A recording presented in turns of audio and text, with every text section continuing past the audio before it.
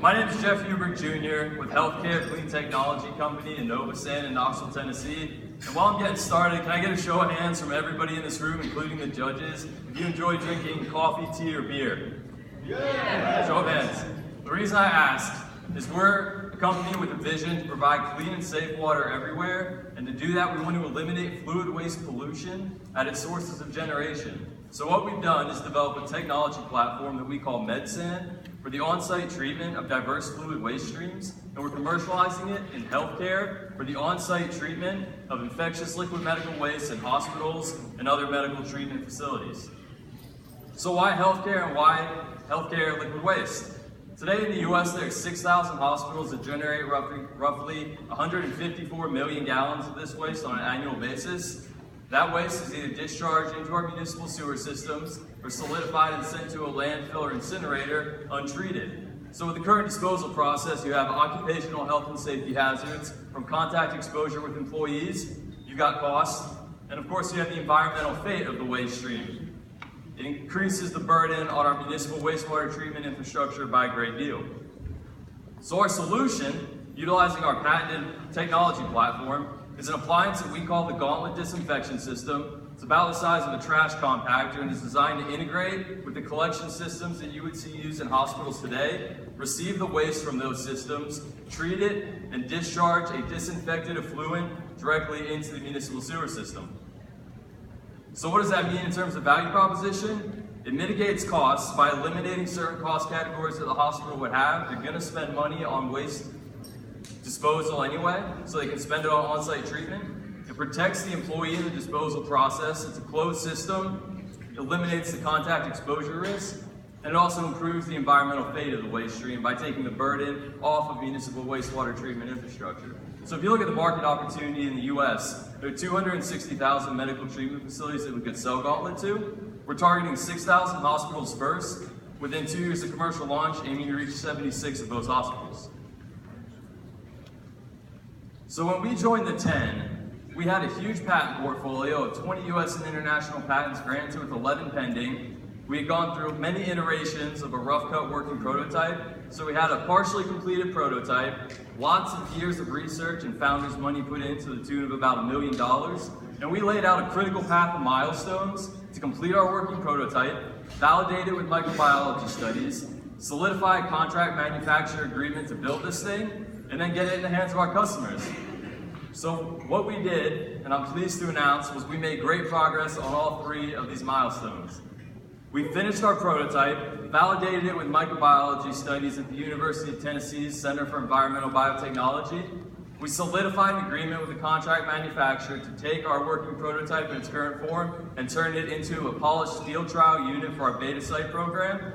And we're in the process right now of negotiating our first purchase order from a major institution, the University of Tennessee Medical Center. The retail value of the contract is about $750,000 over a 3-year period. So that's all being negotiated right now, and we've also got a beta site on board to trial our units. So what you see here is our technical director, Sam, working in the lab at UTCEB in the validation process of our Gauntlet prototype. We tested E. coli and Pseudomonas, ran a wastewater was inoculated with E. coli and Pseudomonas through Gauntlet, and we achieved a 6-log reduction. And what that means is we got a 99.9999% reduction in bacteria count. To give you a little comparison, wastewater is typically treated around a 4-log reduction. So what does that mean now? Where are we going from what we've accomplished? Today, like I said, we have about $1 million of founders' money into the company, and we've received $300,000 from DoD grants. We've never raised an outside round, and all that stands between us and scaling this company in the marketplace now is raising our first round, building the field trial units. We already have an institution that's going to trial them, and then we're ready to fill purchase orders. So in about a week, we're going to be opening our seed round, which is going to be about $1.4 million. And then we're going to go to work on getting the unit built with a contract manufacturer that's already ready to build it, get it into the beta site's hands, prove it, and sell it. So thank you all for being here tonight. My main ask right now is for everybody to join me in a quick round of applause again for Launch Tennessee and everything that the team's done. Our company and the rest of our cohort have gone leaps and bounds ahead of where they were when we first got started. So thank you, Launch. If you're interested in learning more about the technology, what we just did with our validation or our upcoming raise, please talk to me after. And I'd love to take questions. How did you get more than 10 granted patents when you're a startup company? Founders' contributions. Founders' contributions? Yeah, the founders have put in actually a little over $1 million in personal funds. What valuation will your raise be at? We haven't established that final term yet. That's why we're waiting about one more week to get the finals figured out. So could you add some more color from the hospital's perspective as what's in it for them? Kind of either the cost avoidance, excluding infectious disease, because they have to do that today. So kind of how does this go above and beyond, either easier, better, or significantly cheaper for them to make that ongoing investment? So speaking from our beta site's perspective, their main reason for participating in trialing the product and ultimately buying it is to save their employees a little bit of time, most importantly protect them in the disposal process. So right now, the way that they're disposing of it is a contact exposure risk for the employee. If they treat it on site using Gauntlet or Gauntlet mates with the current collection systems, that contact risk is eliminated. So they're interested in protecting their employees. They also are interested in protecting the environment.